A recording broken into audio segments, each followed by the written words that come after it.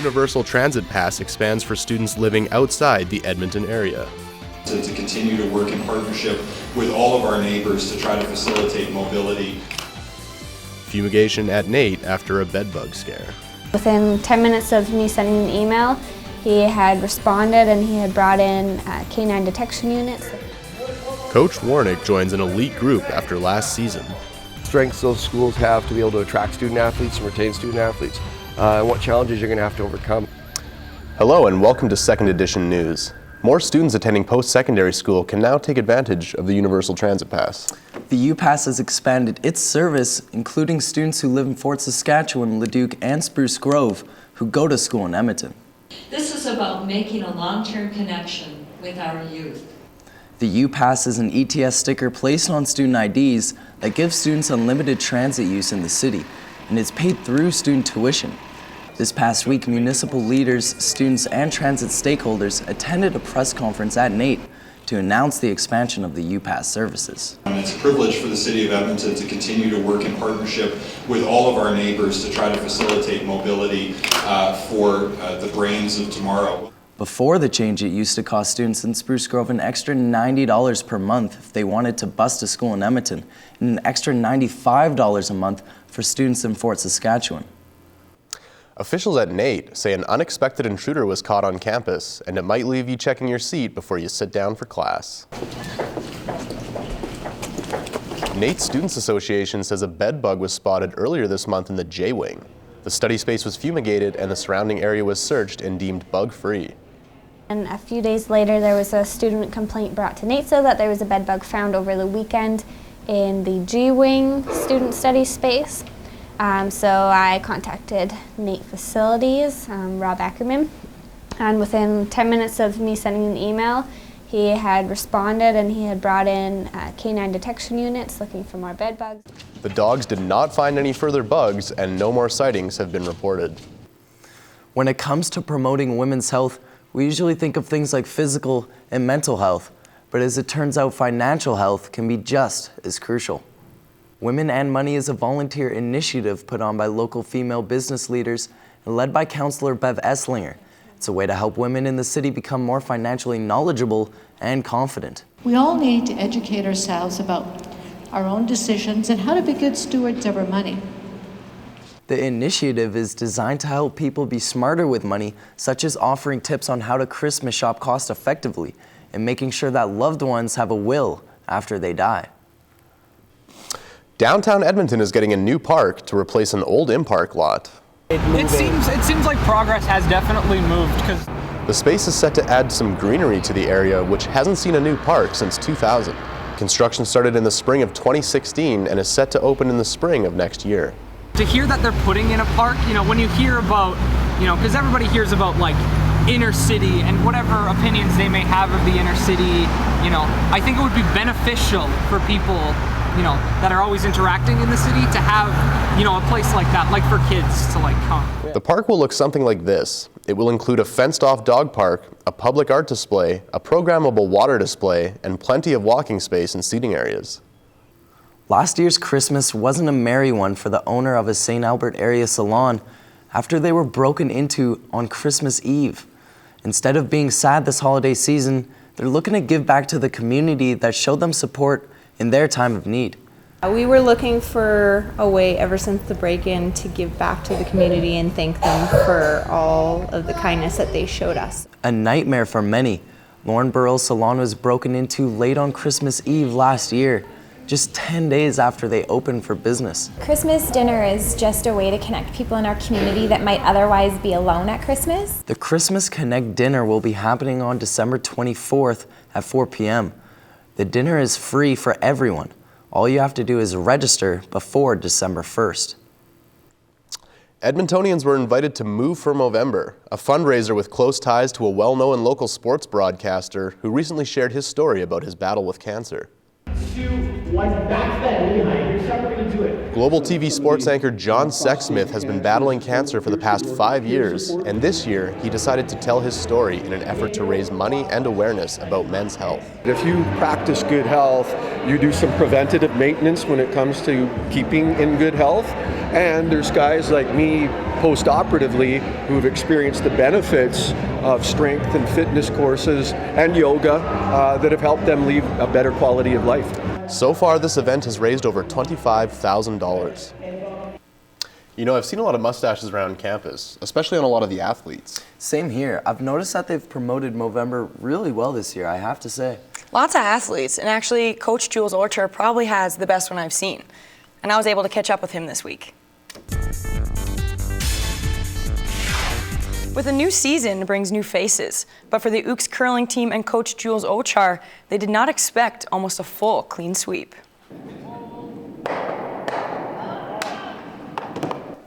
For the last 5 years, our curling team has sent 5 separate women's teams and 4 men's to nationals, capturing 8 team medals within that time. Coach Ochar explains that he has been spoiled for the last 4 years as the Ooks maintained a consistent core. But the tune has changed dramatically this year as it was a struggle to even get a team together. But he was able to do some late recruiting and replace his old veteran team with 9 new rookies. Well, considering that I had no one in July, all my players graduated. I didn't even know if I'd have a ladies team. And only one guy from the men were back, and I said, Greg, we have nothing. And it turned out pretty good.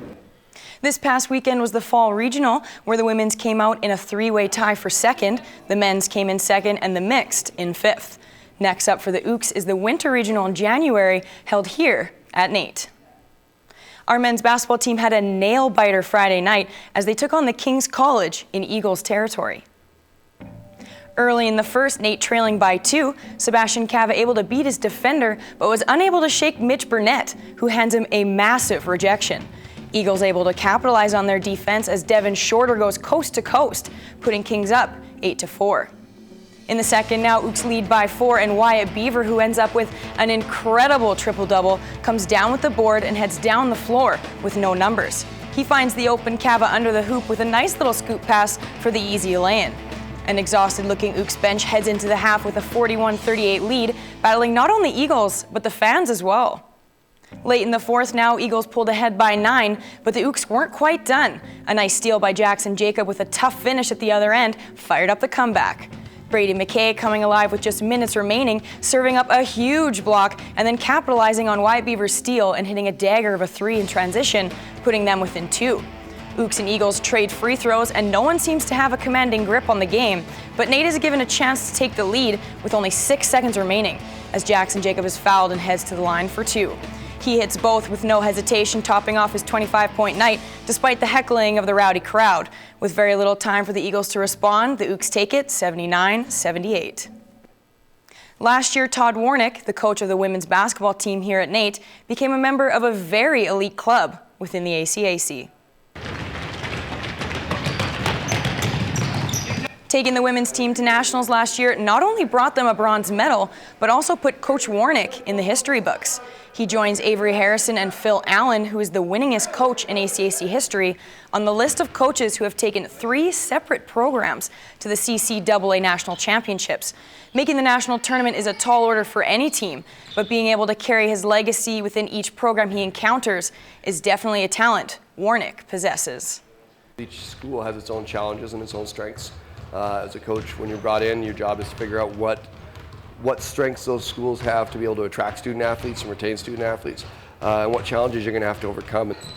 Although his team has a spot waiting for them at nationals this year, since the tournament will be held at NAIT, Warnick has no intention of going into the tournament as the 8th seed. He plans on repeating their ACAC title from last year and entering the final tournament as a contender. The Red Blacks ended a 40-year championship drought for the city of Ottawa this past Sunday as they took on the Calgary Stampeders in the Grey Cup final. Coming into the 104th Grey Cup with a 15-2-1 record on the season, the Calgary Stampeders were 4 quarters away from finishing off one of the most dominant seasons in CFL history. The expectation throughout the world of Canadian football was that Sunday night would finish a historic season for the Stamps in championship fashion. Instead, it was Henry Burris and the Red Blacks doing the unheard of, pulling off one of the biggest upsets in CFL final. The 41-year-old quarterback battling a warm-up induced knee injury and a 20-point comeback by the Stampeders finished with an incredible 461 passing yards to capture the game MVP and lead his team to a 39-33 overtime win. Heading into the Christmas break, it's really good to see our teams doing so well. Definitely. There's lots of season left, though. I'm sure they're looking forward to a little bit of a break over the holidays. This has been Second Edition News. Thank you for watching.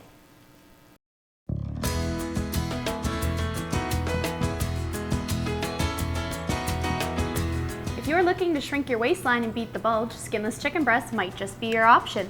It's high in vitamins, minerals, and protein, and low in fat. Chef Ben is here to show us a delicious dish on how you can cook it in your house. Exactly, and today I'm going to be making just a little bit of stir fry. So I got some skinless chicken breast here. And now you slice that up quite thin. I did, just because we want to cook fairly quickly, as stir fry is generally known as a very quick dish. Excellent. Is there a preference between fresh or frozen chicken? Always use fresh if you can. That's always the most preferred. And then I'm just going to season this with a little bit of salt and pepper here. Excellent basic ingredients you would have in your kitchen cupboard. Exactly, yeah. Perfect. Can we add any other spices to change up the mix, make it more exciting? Oh, of course. You can throw in ginger would be a popular option, maybe some garlic. If you want to make some spicy, maybe a little bit of Cajun or cayenne pepper. Oh, excellent. And then, as you can see, the chicken is starting to get pretty cooked. So now that it's almost done, we're going to start throwing in our vegetables here. All right, and just toss them all in one batch? Yeah, exactly. Excellent. What's in there? I just have some cabbage, carrots, a little bit of celery, and some broccolini. Excellent. Any other vegetables we could add? I know I'm not a big fan of broccoli. What else could I change it up for? Water chestnuts is a very popular option. That's actually probably your most traditional. But it really comes down to your own preference as far as your vegetables are concerned. The only thing I wouldn't suggest would be something like tomatoes, just because it's so watery, it would just water down your stir fry. Excellent, makes sense. And continue to stir the whole time? Exactly, yeah. You don't want anything to burn. And because your vegetables are generally cut pretty thin, they will burn fairly quickly. So you just want to keep it moving. Excellent. I'll turn the temperature a little bit here. Cooking at a medium heat? About a medium heat, yeah. Excellent. Well, medium to medium high. Perfect. That looks so delicious. Are we almost ready to add our sauce here? Just about, yeah. Perfect. All right, and here's a little bit of teriyaki sauce that I made. That looks great. If you were looking for this recipe and more, you can go to the NAIT Newswatch page and click on the Second Edition tab. I'm Brittany Matika, and this is Chef Ben. Thanks for joining us.